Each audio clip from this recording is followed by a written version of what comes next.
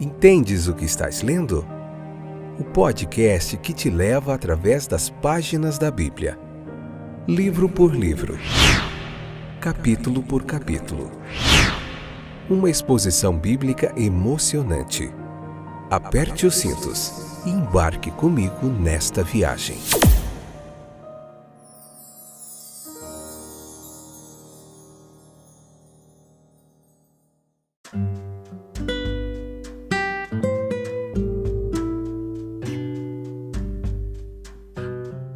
Olá, meus queridos, eu sou o Fábio e esse é mais um episódio do podcast Entendes o que estás lendo. Que joia podermos estar de volta.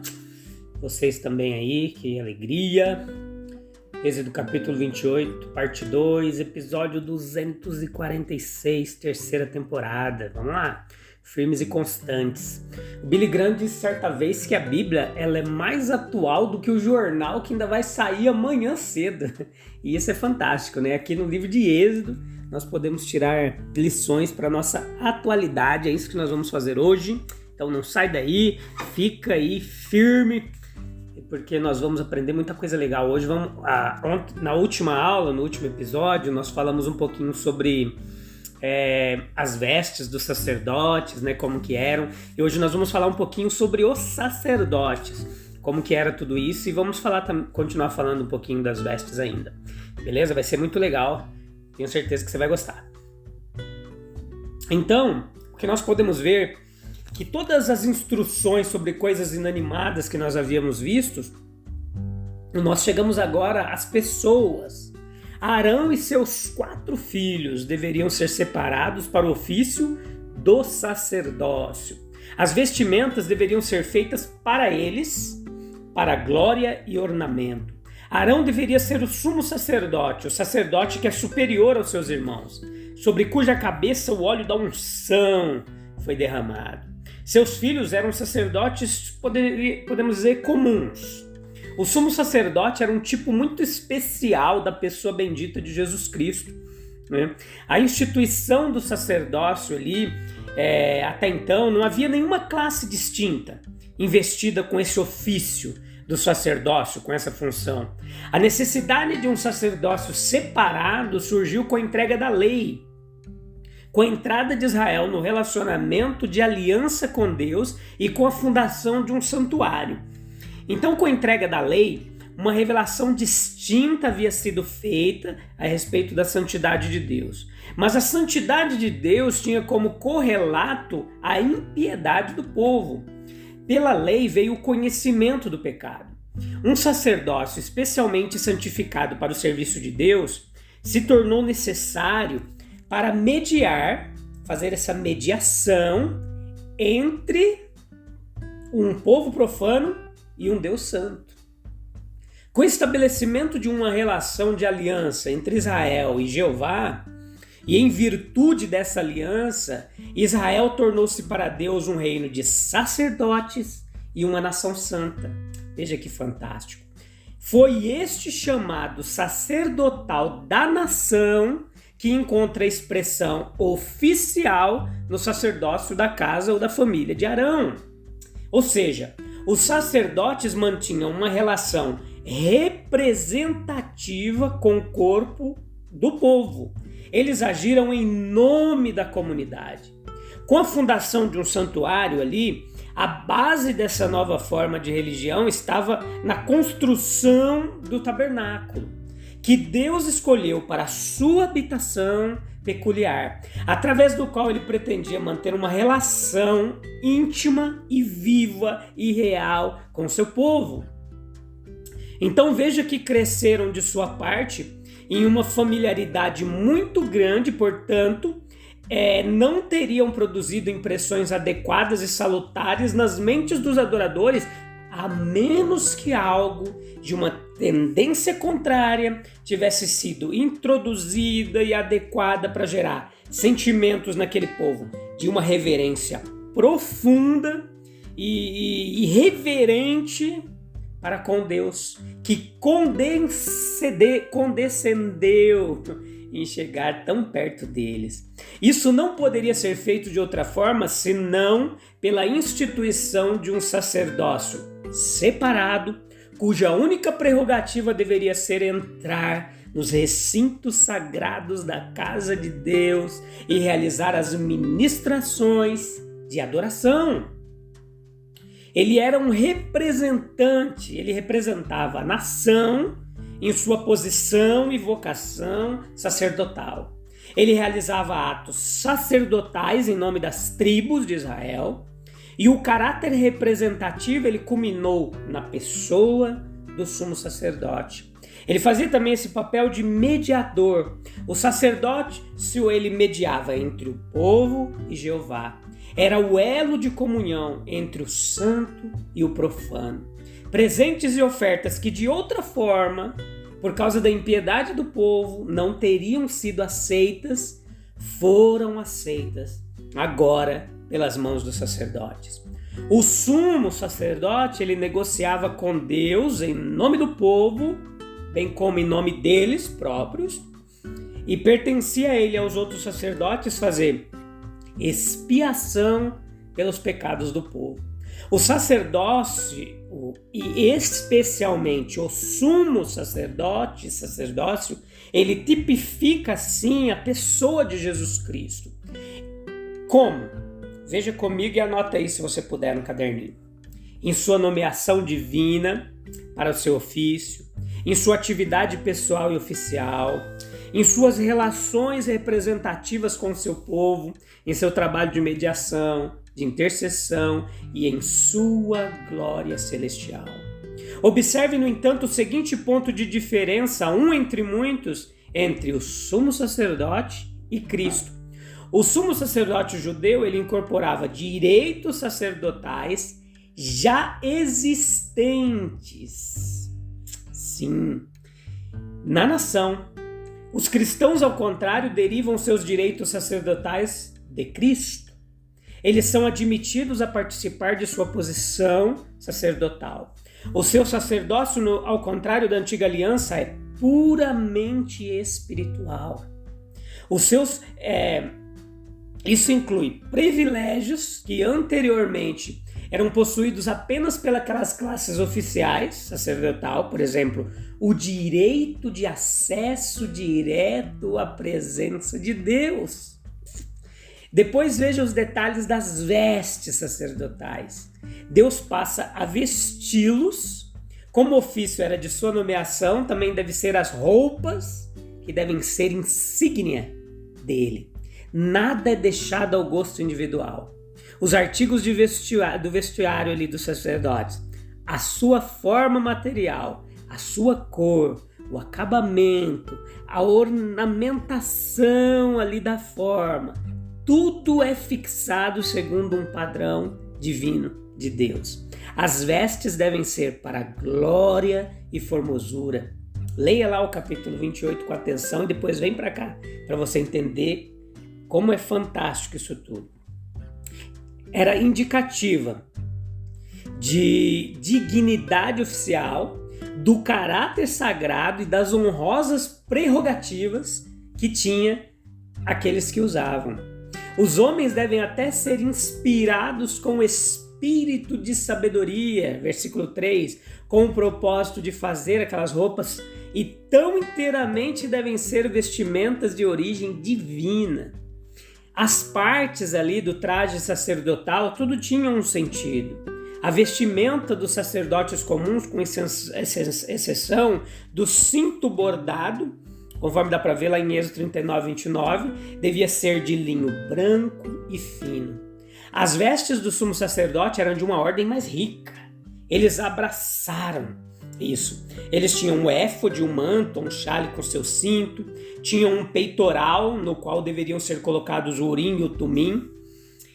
O manto do éfode era todo azul e bordado ao longo da bainha com romãs. Alternando com as romãs, deveria haver sinos de ouro que deveriam soar quando o sacerdote entrava no santuário, no lugar santo, e andava, quando ele ia e quando ele saía. A mitra, que era uma tiara na qual deveria ser colocado uma placa de ouro presa com renda azul e gravada com as palavras santidade ao Senhor. Veja lá nos versículos 36 ao 39. Tinha uma túnica bordada também, cintos e calções semelhantes aos dos sacerdotes comuns, versículo 39. E havia todo um simbolismo ali naquelas vestes. O azul do manto do éfode, ele denotava a origem celestial do ofício do sacerdote. A brancura brilhante das roupas comuns era a pureza exigida naqueles que serviam diante de Jeová. O ouro, as cores diversificadas, os ricos bordados, as pedras preciosas, nos outros artigos do vestuário, a honra exaltada daqueles a quem Jeová havia escolhido e feito se aproximar dele, para que habitassem na sua presença. Mais especificamente, as vestimentas elas davam testemunho ao requisito fundamental da santidade que havia no sacerdócio. E essa exigência ela encontrou a sua expressão mais distinta na placa gravada na mitra do sumo sacerdote. A santidade deveria ser a característica do povo como um todo. Acima de tudo, era exigido daqueles que tinham uma relação tão peculiarmente próxima a Jeová e a quem cabia fazer expiação pelos outros. E a exigência, toda essa exigência, ela é perfeitamente cumprida em Cristo, cujo povo, por sua vez, também é chamado para uma vida santa. Então, esse caráter representativo do sacerdócio, e isso foi lindamente representado pelo fato de que, tanto em seus ombros quanto em seu peito, presta atenção, o sacerdote carregava pedras preciosas e nelas estavam gravadas os nomes das 12 tribos de Israel. Outra indicação desse caráter representativo é encontrada na ordem de colocar sinos na orla do manto, do éfode, para que o povo pudesse ouvir o som dos seus movimentos.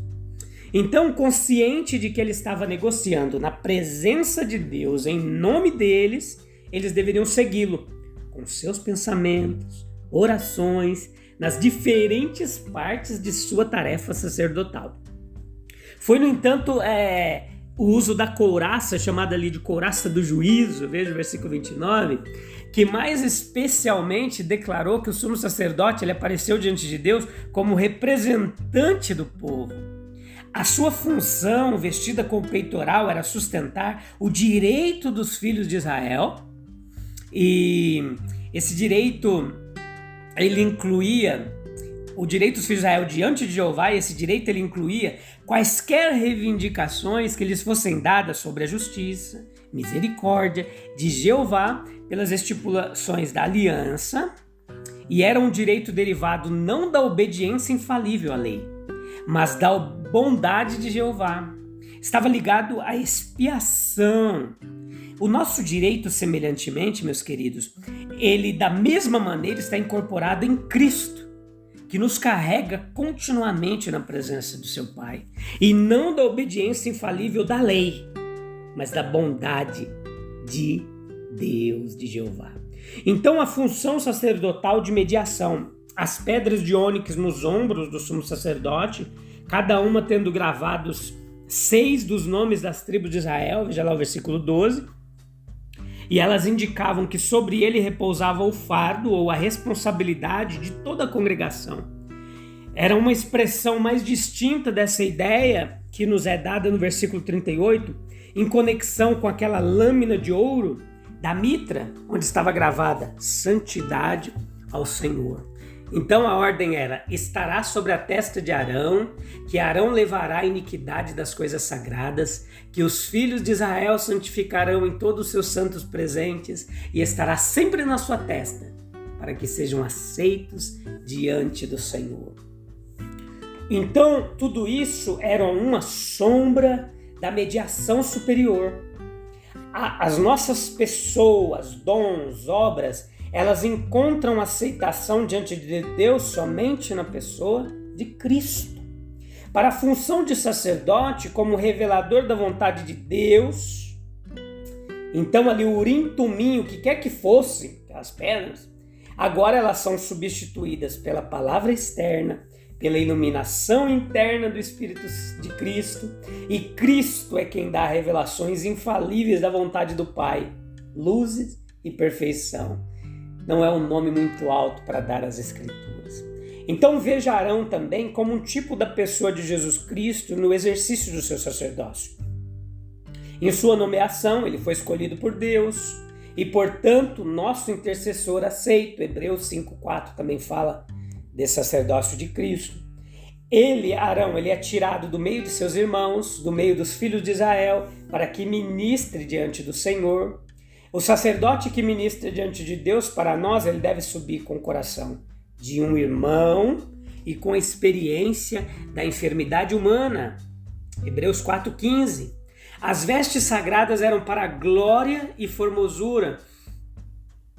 Isto era um símbolo da humanidade perfeita de Jesus. Santo, inofensivo, imaculado e separado dos pecadores. Os nomes das tribos foram gravados e identificados com as joias mais belas, escolhidas e separadas.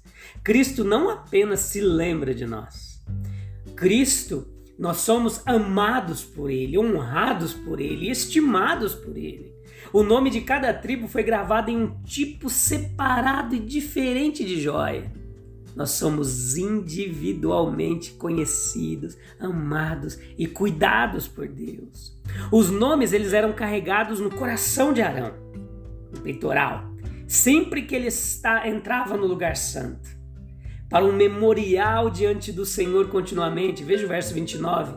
Nós também, meus queridos, somos mantidos em perpétua lembrança diante de Deus. Em sua mediação, ali, essa lembrança da mediação de Arão e a simbologia, a representação e a sombra da mediação de Cristo, era um fardo, ele foi por eles. Seu coração estava curvado diante de Deus na consciência de seu pecado e necessidade de Arão. Por nós, em nosso pecado e necessidade, as súplicas de Cristo estão dia e noite diante de Deus. Então, no zelo pela santidade, Cristo, o sacrifício pelo pecado, será também a destruição para os ímpios que o rejeitam. Isso é inevitável. Beleza? Eu te vejo no próximo episódio. Nós vamos estar vendo já o capítulo 29. A gente se encontra lá. Tem muita coisa legal para nós continuarmos aprendendo da fantástica, maravilhosa, bela Palavra de Deus. Um abraço. Até breve. Tchau, tchau.